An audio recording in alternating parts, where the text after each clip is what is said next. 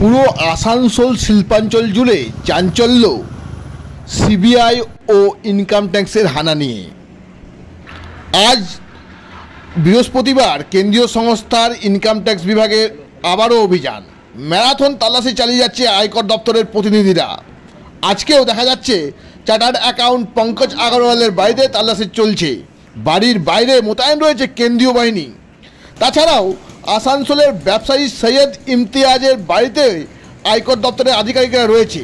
26 ঘন্টা ধরে ম্যারাথন তল্লাশি চালিয়ে যাচ্ছে আয়কর দপ্তরের আধিকারিকরা। তবে রানীগঞ্জের প্রাক্তন বিধায়ক সোহরাব আলীর বাড়ি থেকে বের হয়ে পড়েছেন আয়কর দপ্তরের আধিকারিকরা। আসানসোল বেশ কিছু জায়গায় আজকে দ্বিতীয় দিনে 24 ঘন্টা ধরে আয়কর দপ্তরের ম্যারাথন তল্লাশি চালাচ্ছে। অন্যদিকে ধরমপুরের লোহা ব্যবসায়ী সৈয়দ ইমতিয়াজের বাড়িতেও 24 ঘন্টা ধরে আয়কর দপ্তরের অভিযান চলেছে। বুধবার রাতেই রানীগঞ্জের প্রাক্তন তৃণমূল বিধায়ক সোহরাব আলীর বাড়িতে আয়কর দপ্তর তল্লাশি অভিযান শেষ হয়েছে। কিন্তু আয়কর দপ্তরের পরে বৃহস্পতিবার সকালে পশ্চিম বর্ধমান জেলার আসানসোলের বার্নপুর কেন্দ্রীয় বাহিনীকে সঙ্গে নিয়ে সিবিআইয়ের একটি বিশেষ দল ঘুরে বেড়ায়। তারা বার্নপুরের রামবাঁধ এলাকার অবসরপ্রাপ্ত সিআইএসএফের জওয়ান ও এক কয়লা ব্যবসায়ীর বাড়িতে অভিযান শুরু করে। বেলা 12টা নাগাদ ওই ব্যবসায়ীকে জিজ্ঞাসাবাদের জন্য সিবিআইয়ের আধিকারিকরা আটক করে নিয়ে যায়।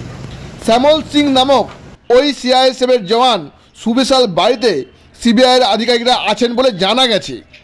বুধবার আয়কর দপ্তরের বার্নপুর তৃণমূল কংগ্রেসের প্রাক্তন বিধায়ক মোহাম্মদ সোহরাব আলীর স্ক্র্যাপ এবং ছাদ লোহার কারিবাড়ি সৈয়দ ইমতিয়াজ আহমদ ও আসানসোলের ব্যবসায়ী মহেন্দ্র শর্মার বাইরে অফিসের সহ 7 জায়গায় তল্লাশি চালায়।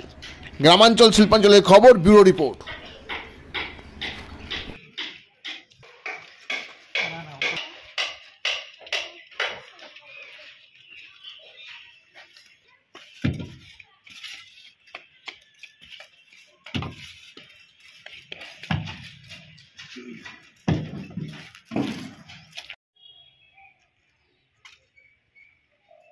पैसा मतलब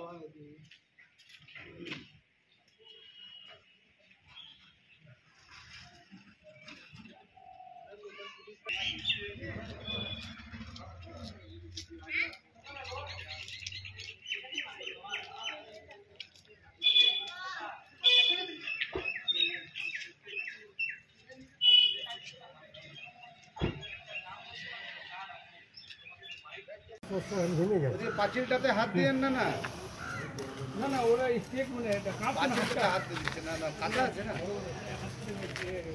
কাঁপছে না একটা বর্তমান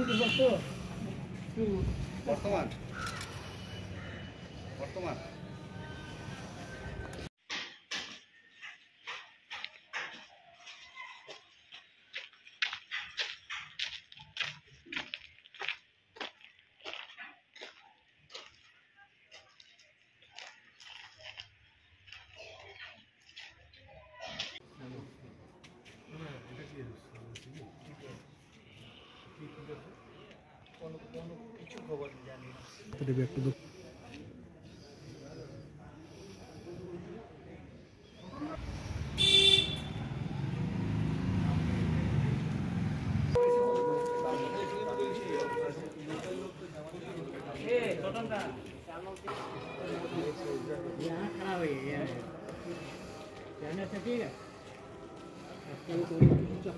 কাশ্মীরটা কাঁচা আছে, কাশ্মীরটা হাত দিও না।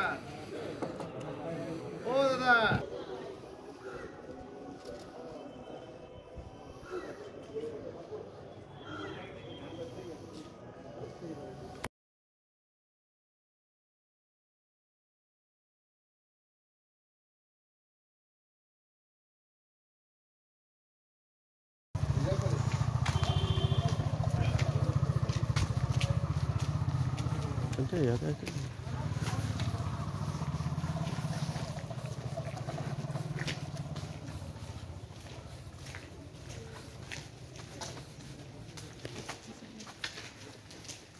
घुसने वाला लेना